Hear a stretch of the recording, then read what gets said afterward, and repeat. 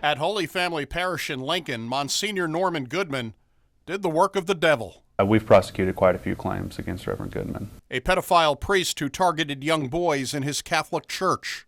It was sexual assault, battery, that sort of thing. Reverend Goodman was a very bad man.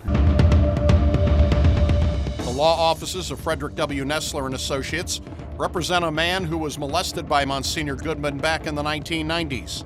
A lawsuit was filed against the Diocese of Peoria in 2012. They allowed him to continue to victimize children. In other words, that they knew or should have known that he was doing this and turned a blind eye.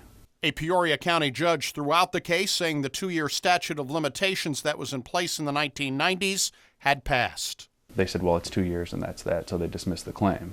But last week, a state appeals court threw out the lower court decision because the victim had repressed the memory of his abuse and did not remember it until 2011, filing suit shortly after his memory of the abuse returned. The appeals court looks at this case and says that the plaintiff didn't remember that he was injured at all, didn't remember about the contact, didn't remember anything until 2011. It's a case that could open the door for other victims of abuse by priests to have their cases heard years after the abuse occurs. If you have suppressed or repressed your memories, then the statute of limitations does not begin to run until 2 years from the date that you remember it. The Diocese of Peoria can appeal to the Illinois Supreme Court. If not, the case will be returned to Peoria County for trial. It's a very positive opinion for victims of sexual abuse, and hopefully it'll allow them to get the justice that they deserve and the closure that they need.